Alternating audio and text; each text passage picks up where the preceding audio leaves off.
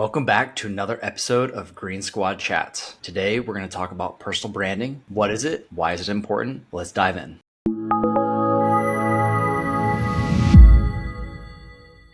Awesome. Brandon definitely has the personal branding thing dialed in. I have some thoughts, but I want to hear Brandon open this one up. Yeah, I've got some, it's not typical, in my mind, it's not typical marketing, putting stuff out there and just trying to grab whoever you can to the top of your funnel, right? And then funneling it down, knowing that you're going to bring in so many people and then you'll have a percentage conversion all the way to the bottom. I kind of take a completely different approach to that. And let me start by saying I'm not an expert. I don't have some crazy following online. So, what I'm about to talk about has nothing to do with gaining tons of followers or anything like that, right? For me, personal branding is all about communicating my blueprint. What is my blueprint? My core beliefs, right? My core purpose, passion, values, skills, clarity of self that I've gained from coaching, really working with a coach and diving deep. And then putting a message out there, putting content out there that comes from that blueprint, that resonates with who I am as a person, and then blending that with whatever type of service that I or the business provides, but starting first with the blueprint, with the self. That's the foundation, that's the core. Blending it with the service for me is secondary. To what purpose? To what purpose? So you have this incredible blueprint that over the last 3 years you've worked very hard to define who you are, where you're going, what your core values are. Now you bring that into everything you do to attract what? To what end for you? Yeah, perfect, Adam. That's where I was headed next, was so that I'm attracting people that resonate with who I am as a person. Because if I attract people that resonate with me and my blueprint, I believe that I can help them. I can help them improve. I can help them with whatever service I provide. I can help them if it's 0.1%, right? I can help them get better. And two, if I'm attracting that type of person, it's somebody who I would want to be in a partnership and a team relationship with well into the future, so that I move beyond just trying to get numbers in the door for transactional purposes. And it's more about building partnerships, teammates, relationships, and really forming bonds with people that I can truly help and that want the help. I think it would be good if I was number one off of mute, and number two, what's really interesting, I'm curious what the audience thinks, but I suspect that when they think of personal branding or they think of like social media, usually your mind goes to social media. That's the tool we have to get our personal brand, whether it's LinkedIn or Instagram or Facebook. It's a tool we have to get our brand out there. But when you go onto social media, it's saturated with the same thing. What you see is everybody doing kind of the same thing. It all looks the same. So I'm not sure I'm just curious how you feel that you can get your message out there and really connect with the people that you're trying to connect with when everything looks essentially the same on social media.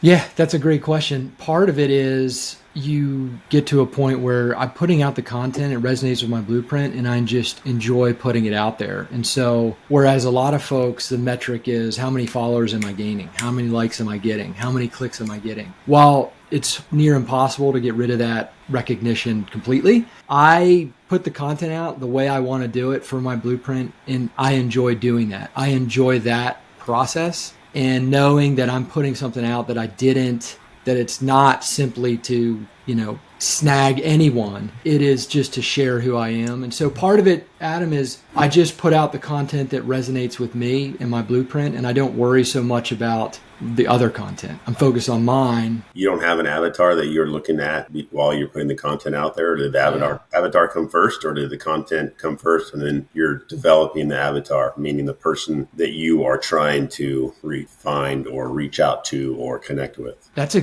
great question. I absolutely believe in having an avatar. And so I would say the evolution was the content first, right? Getting comfortable with the new clarity I have, getting comfortable with putting content out in a way that's like that. that, because at first it was like whole life insurance and everything was about the whole life insurance contract and, technical data about that, which nobody wants to read about that. Nobody cares about that. And it wasn't like blueprint stuff, like core values and passions. So first it was getting used to that and putting out content in a different way. But I have honed that to where my avatar, I call it a community profile, is based off of my blueprint. So I start with the blueprint, I develop the profile. It's about 10 characteristics of my ideal client. And it doesn't really matter what service. So I do some coaching, I do some whole life insurance, right? The client avatar is the exact same, and nowhere in my community profile does it have anything to do with age, money you make, nothing. It has everything to do with the type of person that I want to work with. And those characteristics align with my blueprint and who I am. So yes, I have created a community profile. All my content is written to that person. So if a new entrepreneur that was listening to the podcast here, because, there's a lot of gurus out there, right? That I think that are,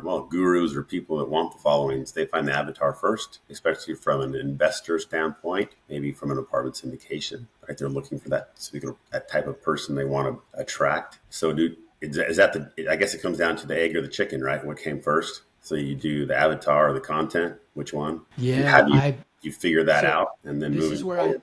Travis, this is where I think that I want to hear some different perspectives, because my perspective is you got to discover yourself first, man. You got to understand why you're doing the things you're doing, why you're even putting the content out there. If you don't know yourself first, why you want to do it, I think the rest is just secondary, right? My perspective is you start with yourself, right? You figure out your blueprint and you start speaking from that authentic place. And you develop your profile, your community profile, your avatar based on you and who you are and knowing yourself. That's my take on it. I'd love to hear James, because James has this incredible audience, very localized, because he's dominating his local market in Central Florida. And he's built legitimate relationships with so many of these people and provided so much value to that community. And he has a great, great social media presence there. So James, what is your overall strategy and game plan with it? And how are you building the community that you're building? I appreciate that, Adam. Those words mean a lot, and that resonates with me. What Brandon said resonates with me a lot. I believe in full engagement, and I think defining exactly who I am and how that relates to full engagement is the first step for me, so that if I'm not showing up as my true, authentic, best self, I think people have a sense to be able to tell that, and it feels inauthentic. So I think that's important to me. I strive to always consider how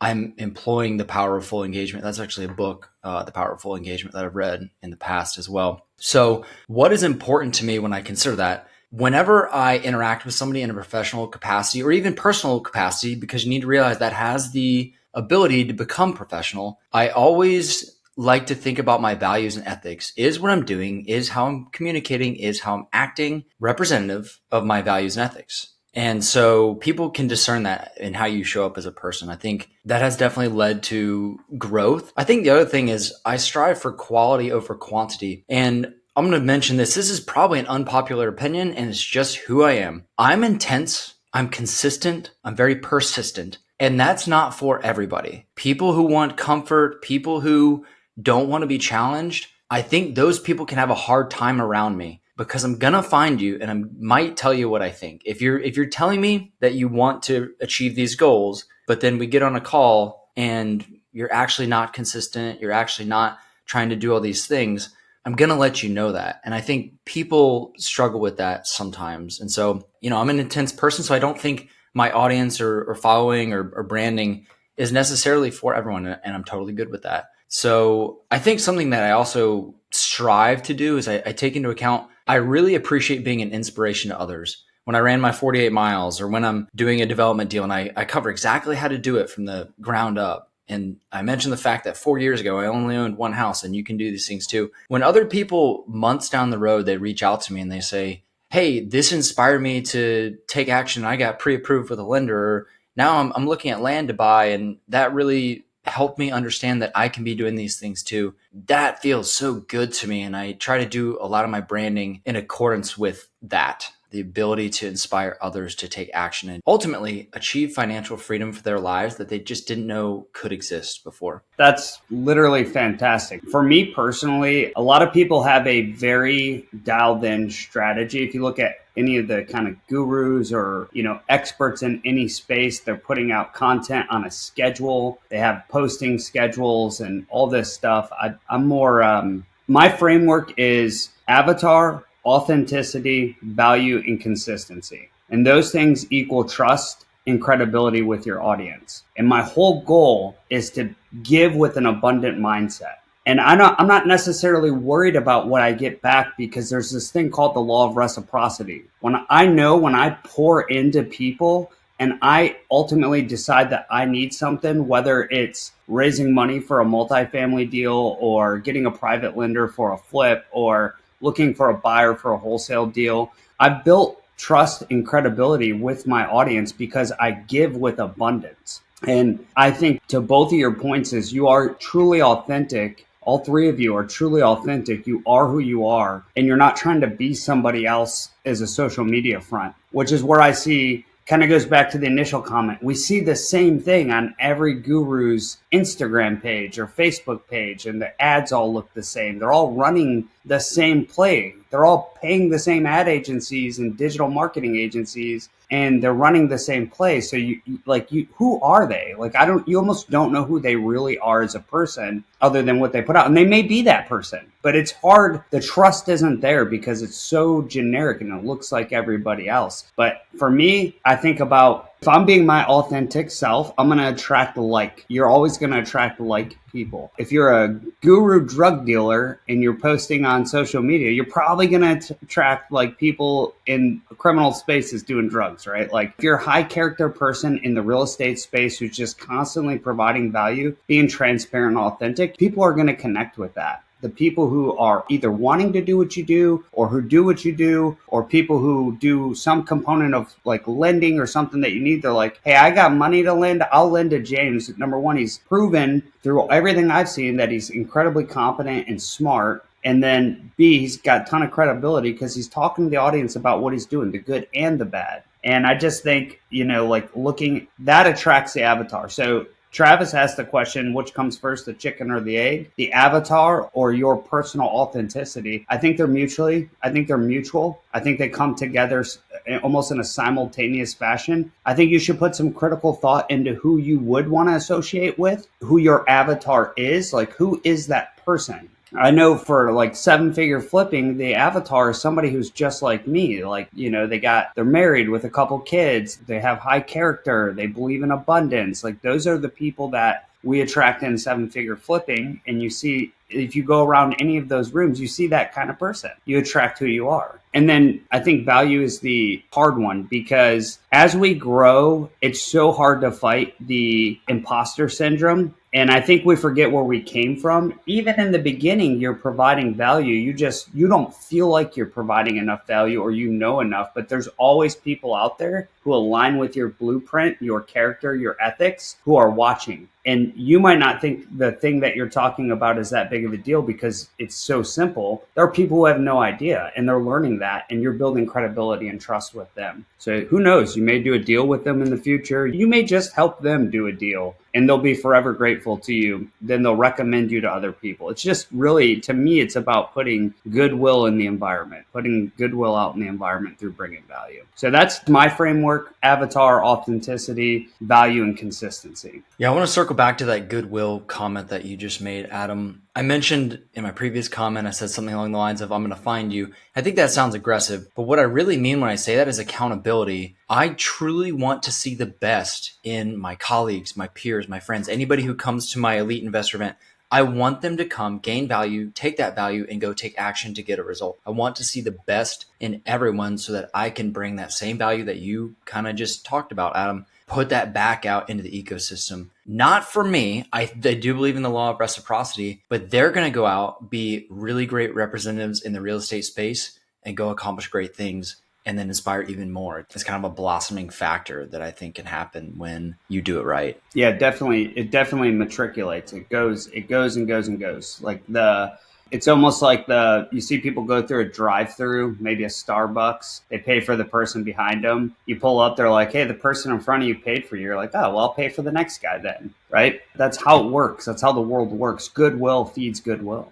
Yeah, and I don't know if you guys would agree with me, but you brought up imposter syndrome. Little secret for any listener. For me, it doesn't matter what level you get to, imposter syndrome doesn't go away. So be ready for that as you grow. Yeah. Yeah, I have to agree with that too, James. Something else too that I think is important to touch on that you said, James, was you're putting yourself out there, who you really are, and you understand that not everybody is going to want to work with you.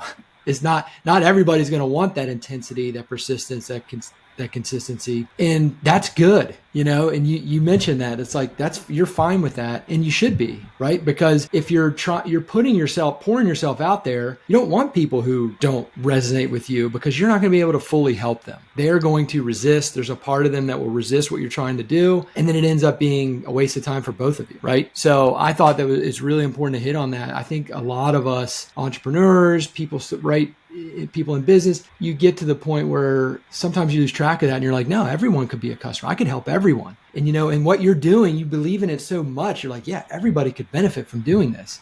So why can't I work with everyone? And I think it's really key to keep in mind that, no, I don't think everybody is meant to work with me. I think that changes too over time as you grow. This is a really interesting ththing I've seen in the coaching space too. Let's say you come into, I don't want to use real estate all the time because we all do that, but let's say information marketing, info marketing, and you're like, I want to build a course and sell a course. Alex Hormozy is probably not the mentor you need, right? That guy he's 10 levels, he's 10 years beyond you. You need the person who's like 1 or 2 years beyond you, who just came from where you are and can give you the proper guidance. So that the adage that you hear is a couple things. When the student is ready, the teacher will appear. And that's kind of what I feel like James is talking about. Like, he's looking for an action taker. Like, he wants to help you if you want to take action. So if you're not ready to take action, you're probably just on the sidelines watching his content, and you've got some limiting belief like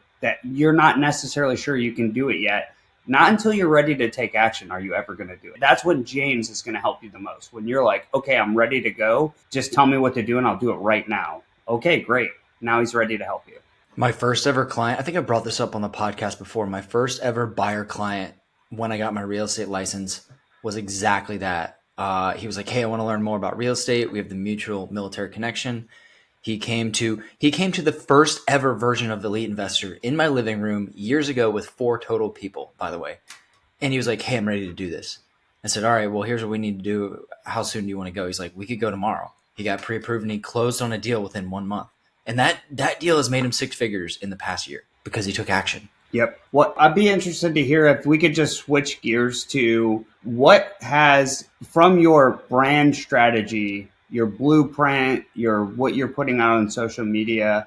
Because I feel like a lot of people think they're putting out something on social media and then they're like, it's not returning anything for me. I don't know why it's not returning anything for me. So if you could draw the connection between what you've been doing in your activity and how you've been sharing that value with the world, and then what's come back to you from that, I think that would be really helpful for the listeners to maybe go, well, what is even possible if you're providing value to the world? James, I think we could start with you. So are we kind of like reflecting on how the law of reciprocity has delivered returns? Yeah. In a great way. Okay.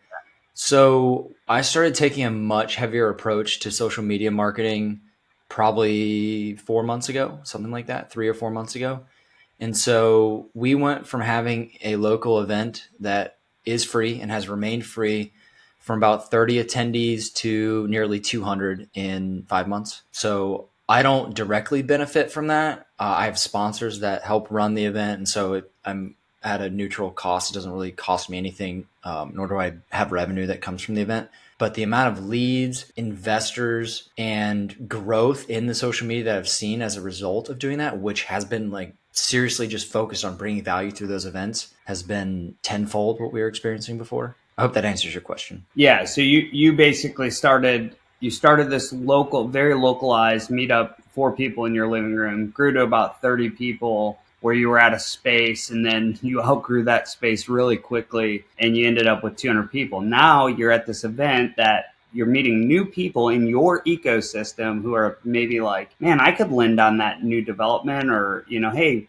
you're obviously very competent. Would you represent me as an agent, or how can I partner with you? And then you start to have more opportunities open up. You don't ever know what they are, but they just open up and you're like, oh yeah, that's something where I think I could serve and help somebody grow their wealth or whatever it may be. Yeah, I guess to get even more direct with it, I've deployed 200 grand of capital into syndications directly as a result of the group. So those are deals that are profitable for me, right? That's reciprocated back to me. Probably connected with 5 different awesome action taker buyers that are ready to do deals or have already done the deals, and then been introduced to other folks that actually wanted to join my team. They asked to work with us. And so they had their license and they interviewed to come over. That's happened more than a couple times. So I think those are 3 right there. Just real quick. It's crazy. And for you, Brandon? Yeah, it's what I've noticed is the people that end up contacting me and want to work with me,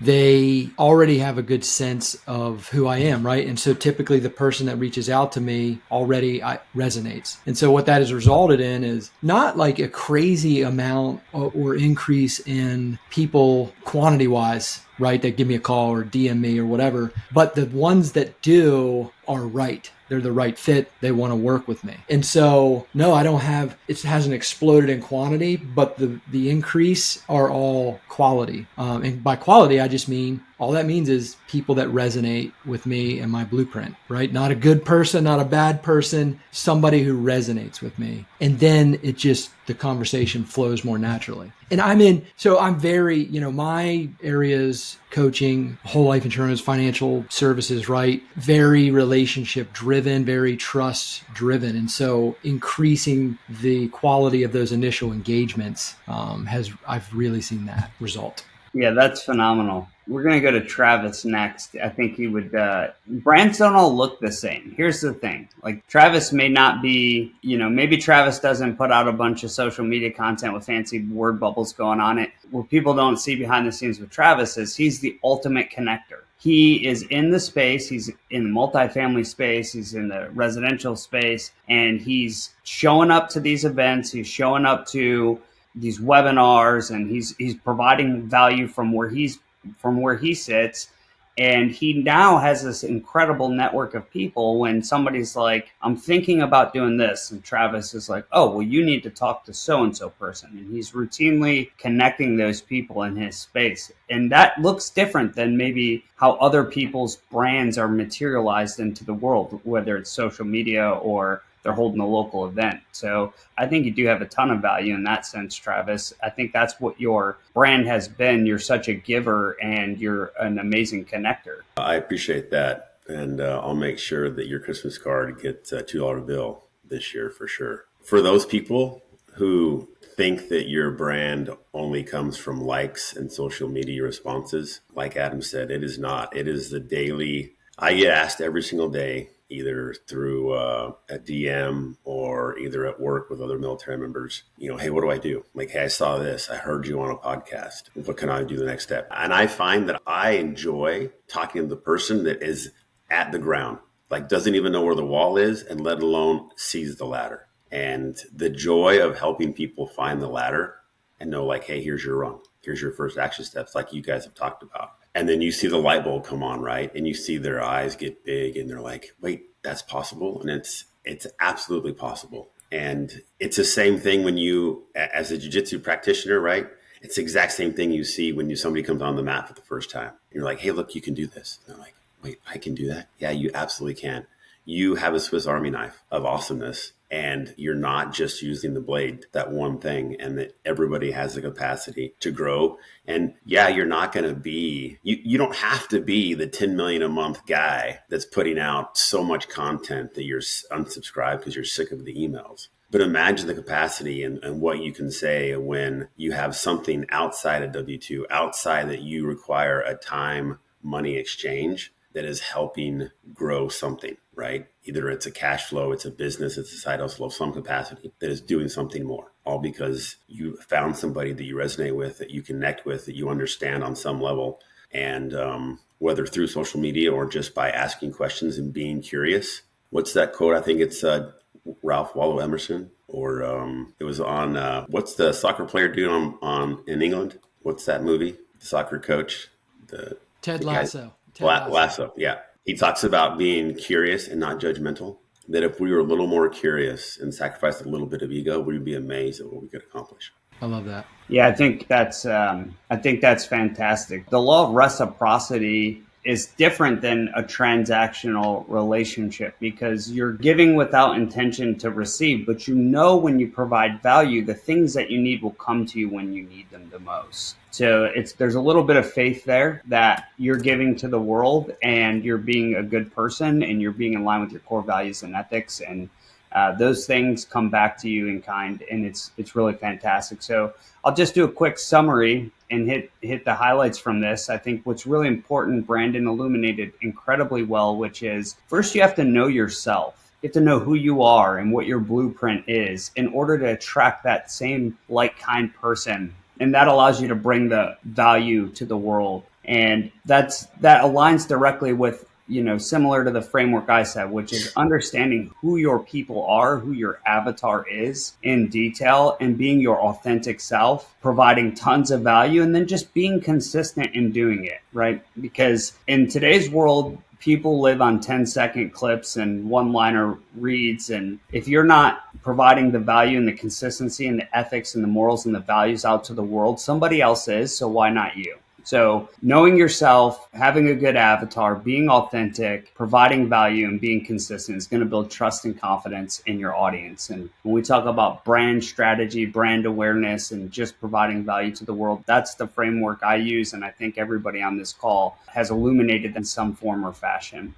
Awesome podcast. I appreciate all of you guys. You guys are value bringers to the world. You bring value to my life, and you guys are action takers. I'm grateful to have you all, and I know for a fact that our listeners are consistently getting something out of this podcast, even if it's just our parents. That's fine. All right. Thanks for listening, and watch out for the next one.